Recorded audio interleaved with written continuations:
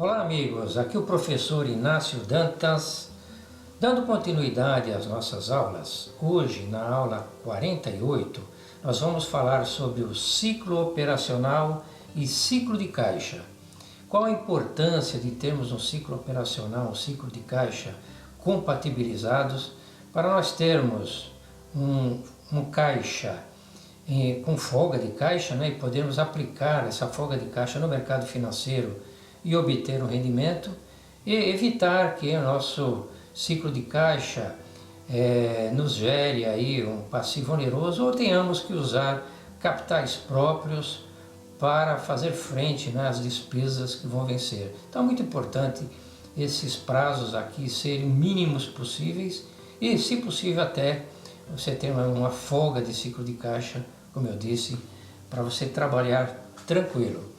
Todo esse material que é disponibilizado nessa aula está aqui neste livro, Análise das Demonstrações Contábeis, que você encontra nas livrarias agbooks.com.br, amazon.com.br. E neste livro nós temos, além de outros temas, análise horizontal, análise vertical, juros sobre o capital próprio, custo médio ponderado de capital, índices de liquidez, EBITDA, goodwill, ciclo operacional, ciclo de caixa e etc. Então, pessoal, vamos definir o que é ciclo operacional e ciclo de caixa. Ciclo operacional ou período de maturação numa empresa industrial é a soma dos prazos de cada uma das fases operacionais. Em outras palavras, é o tempo médio decorrido desde a compra da matéria-prima ou da mercadoria até que seja transformada em produto final, vendida e se recebe o valor vendido.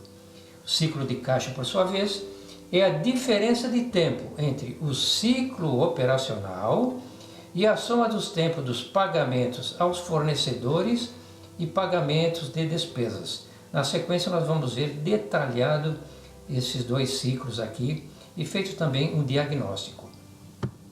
Para o estudo desta aula, preparei aqui são dados fictícios, Supermercados Alfa Limitada, um ciclo operacional, ciclo de caixa, tendo como base um relatório financeiro do ano de 2018.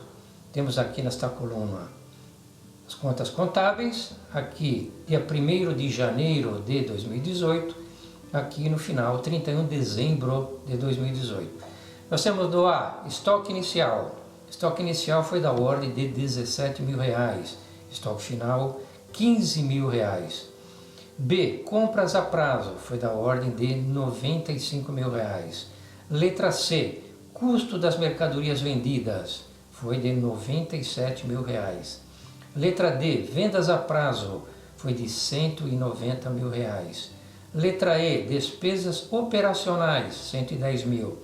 Letra F, duplicatas a receber, em 1º de janeiro de 18 foi 45 mil, em 31 de dezembro de 18, 48 mil de saldo. Letra G, fornecedores, em 1º de janeiro de 18 foi da ordem de 29 mil, em 31 de dezembro de 18 foi da ordem de 31 mil reais. E o contas a pagar, em 1º de janeiro de 18 foi de 4 mil reais o saldo, 31 de dezembro de 2018 foi da ordem de 6 mil reais o saldo. E aqui a fórmula do CMV, custo das mercadorias vendidas, que é igual a estoque inicial mais compras menos estoque final. Estoque inicial 17 mil, compras 95 mil, estoque final 15 mil. Essa operação matemática nós temos então o CMV no período de R$97 mil. Então esses valores todos aqui nós vamos usar para calcular tanto o ciclo operacional quanto o ciclo de caixa, considerando, obviamente, que o Supermercados Alfa Limitada é uma empresa comercial. Então na sequência nós temos as fórmulas para calcular os prazos médios que servirão de base para os nossos ciclos. Então os Supermercados Alfa têm os seguintes valores e fórmulas. Então as fórmulas do prazo médio dos estoques.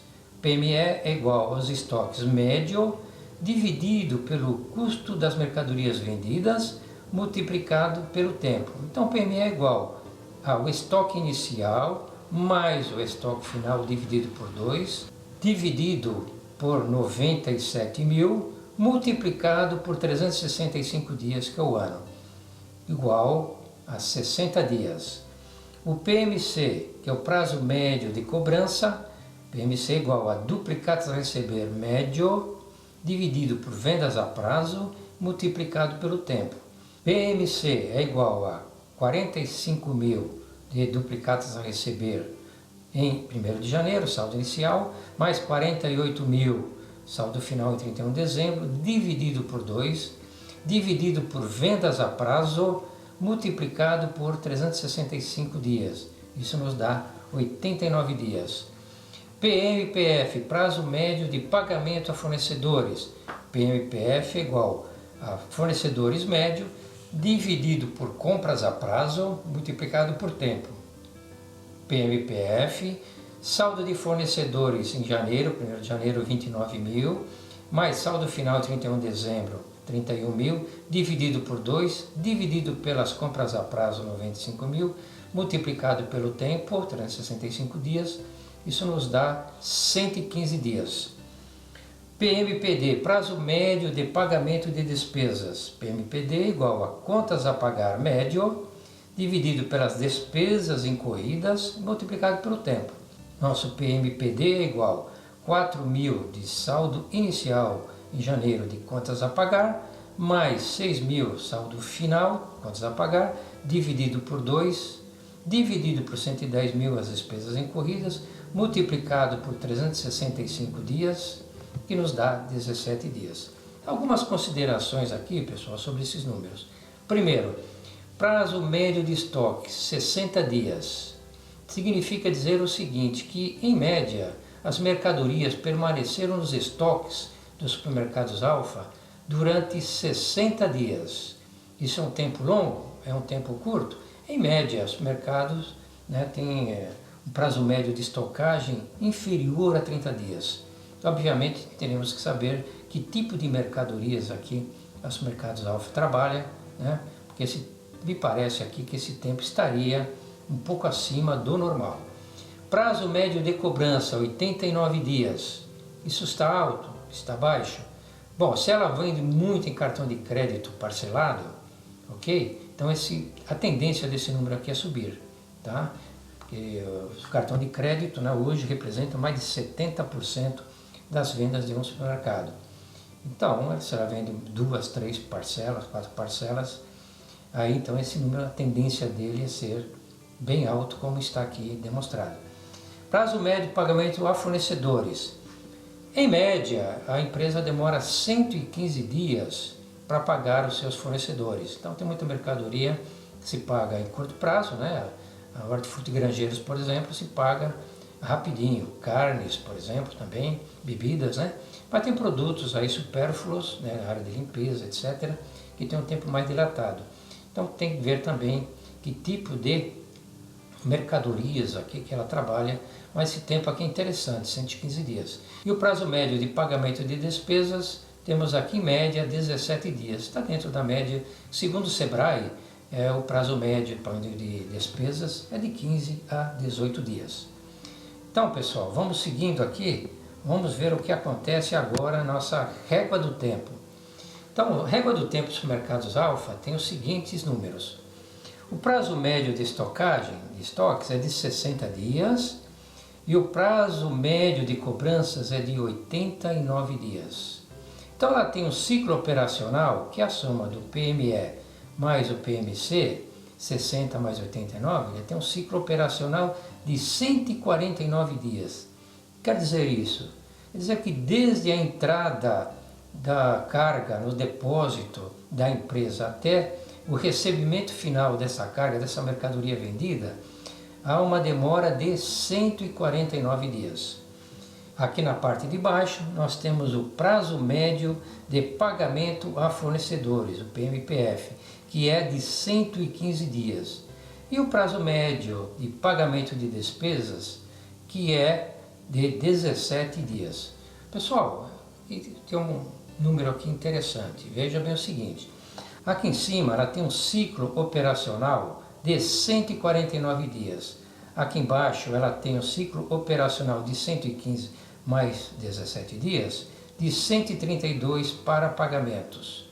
Então o que significa dizer, pessoal? Significa que ela tem um ciclo de caixa de 17 dias, onde ela terá de trabalhar com capitais próprios, ou se não tiver capitais próprios, ou se o caixa dela estiver baixo, se ela não tiver ingressos aí para aumentar o seu capital, ou até venda de ativos, ela terá o quê? Que recorrer a empréstimos onerosos. Ela terá que recorrer a empréstimos a bancos para fazer frente ao quê? Ao financiamento de si mesma. Por quê? Porque ela vai demorar 149 dias aqui em cima, aqui embaixo, rapidinho ela estará pagando. Então, ela não terá dinheiro aqui, porque não recebeu, né? Terá que vender ativos ou até terá que pedir dinheiro emprestado.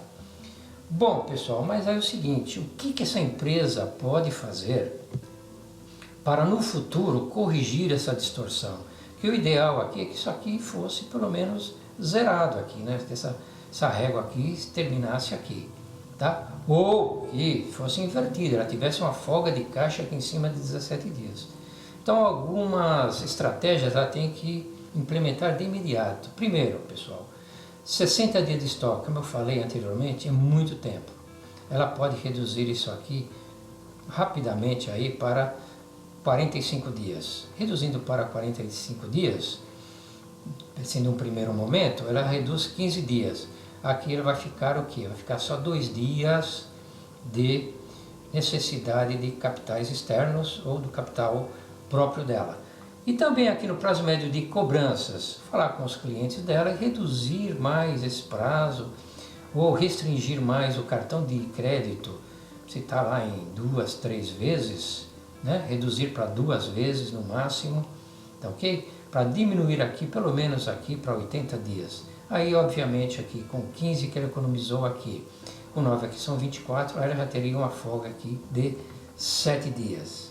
Ok? Então, isso aqui são algumas ideias. Outra coisa, pessoal, que a gente tem que saber. Então, aqui em cima nós temos que saber o que é o passivo de funcionamento, o passivo oneroso e os capitais próprios. Passivo de funcionamento são as compras aos fornecedores e prestadores de serviços, são os impostos e etc., em que não há encargos de juros. Podemos considerar que também, obviamente, são os salários a pagar, né? Fundo de garantia a recolher, INSS a recolher, etc. E o passivo oneroso, esse é o perigo aqui da empresa, são os empréstimos e financiamentos, tanto de curto como de longo prazos, obtidos com emprestadores, onde há o ônus financeiro, ou seja, cobrança de juros. Daí o nome passivo oneroso. E que são empréstimos, pessoal? O que são financiamentos? Empréstimos são captações em dinheiro, e financiamentos são aquisição de bens duráveis. E os capitais próprios são os capitais, né, propriamente dito, né, capital social, são os ativos, etc. No caso da empresa não puder ou não quiser captar empréstimos, pode fazer caixa vendendo ativos ou aumentando seu capital social. Ok? Mas aqui, voltando aqui, pessoal, uma coisa importante aqui também.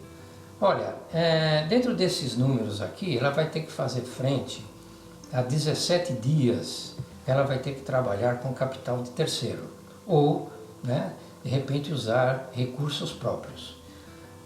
Se ela não conseguir reduzir esses tempos aqui para equilibrar, né, esses números, o que ela tem de fazer para ter, entre aspas, gordura, né, financeira para queimar nesses 17 dias? Então ela pode o quê? Aumentar o índice, né? Aumentar a rentabilidade dela nos seus produtos, tá? Então ela trabalha com a margem X, vai trabalhar com margem X mais 1, X mais 2. Então ela aumentando a lucratividade dela, obviamente que ela terá então essa gordura financeira para queimar nesses 17 dias. Ela vai precisar bancar a empresa sem ainda ter recebido dos seus clientes. Uma terceira pergunta que fica também é a seguinte: qual é o grande gerador de caixa de uma empresa? E qual é o grande redutor de caixa de uma empresa? Então, a resposta é a seguinte: o grande gerador de caixa de uma empresa, pessoal, é o lucro. O lucro, sim, é o grande gerador de caixa de uma empresa. E qual o grande redutor de caixa de uma empresa? Pessoal, é o prejuízo. O prejuízo é o grande redutor de caixa de uma empresa. Então, à medida que ela tiver lucros, quanto mais lucro ela tiver, mais ela pode ter um prazo, como tem aqui, ó, de 17, você passar para 20, 25. Quanto mais lucro ela tiver nas suas vendas aqui em cima, na sua rentabilidade, tendo mais lucro, obviamente, ela vai ter mais geração de caixa, vai ter um EBITDA ou um LAGEDA maior. E aí ela poderá enfrentar, então, esses momentos, né, que ela tem que financiar a si própria e não recorrer a capitais externos, a capitais onerosos, nem precisar aumentar capital, de repente, ou até mesmo vender parte de seus ativos. Então, pessoal, é isso que eu tinha a explicar para vocês, passar essas informações, esse conhecimento.